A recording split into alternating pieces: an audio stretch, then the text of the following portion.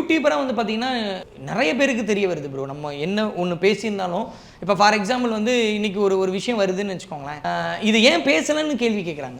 Kolkata doctor issue வரும்போது நீங்கள் வந்து சினிமா செலிபிரிட்டிலே ஒரு சிலர்லாம் எனக்கு ஃபோன் பண்ணி கேட்டாங்க, என்னப்பா என்ன அப்டேட்டு இந்த இது அவங்களாம் ஃபோன் பண்ணாங்க. அதாவது ஒரு ஆக்டர் கம் மியூசிக் டைரக்டரோட அவங்க மாமியார் எனக்கு ஃபோன் பண்ணிலாம் பேசினாங்க.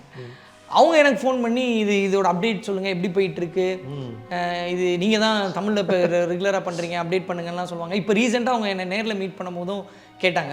ஸோ அப்போ இவ்வளோ இருக்கா இதுக்கு பின்னாடி அப்படின்ட்டு. ஸோ கொல்கத்தா டாக்டர் பற்றி பேசுகிறோம், நம்ம 100% நம்ம மனசில் இருந்து தான் பேசுகிறோம். அப்போ அது வந்து அவங்களுக்கு வந்து அது கனெக்ட் ஆகிருக்கு ஏதோ ஒரு விஷயம். சரி இப்படியாவது அவங்களுக்கு நீதி கிடைச்சிடணும் அப்படின்ற ஒன்று இருந்துச்சுல.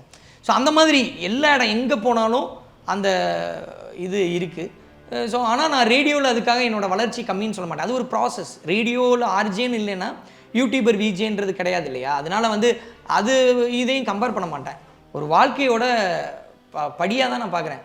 அனுஜ் ஸ்டைல்ஸ் ரகங்கள் பலவிதம், ஒவ்வொன்றும் உலகத்தரம்.